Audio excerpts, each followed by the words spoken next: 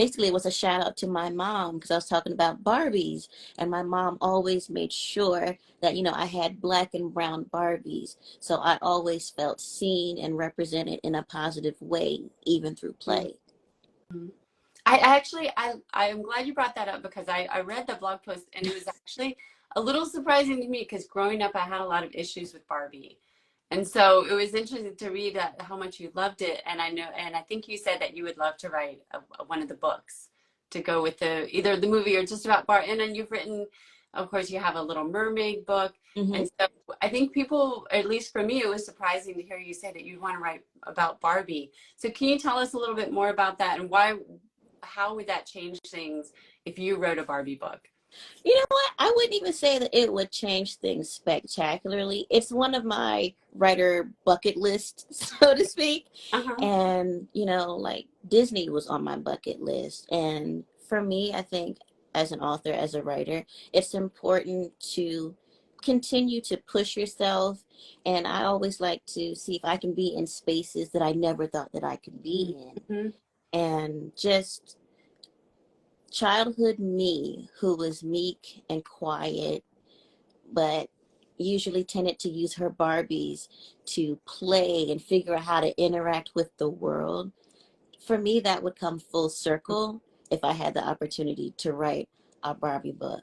And like I said, I'm well aware, and like I said in the blog post as well, about the mixed feelings of Barbies, you know, the perfect image, the body image, all of that. Baby, I was fat, I was black, I was dark skinned, I had little bits of hair. Like, I did not fit that ideal perception of Barbie at all. But I always knew how to separate that.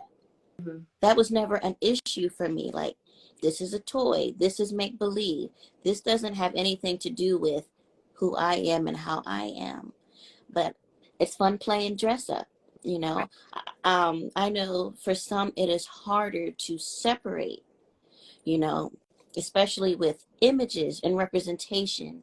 If you're always, again, talking about perfection and imperfection and how I present them in my books, if you are always presented with that perfect Barbie, of course you would have issues with that, especially if you're not giving an alternative. Like for me, that was never an issue. I had the alternatives presented to me at the same level, if not higher than, you know, the images that I was faced with or greeted with. So I feel profoundly for those, you know, who weren't given that opportunity to love on themselves as much as they could, you know, because they felt like a toy was giving them a false perception of who they could be, of who they were, or who they could never be.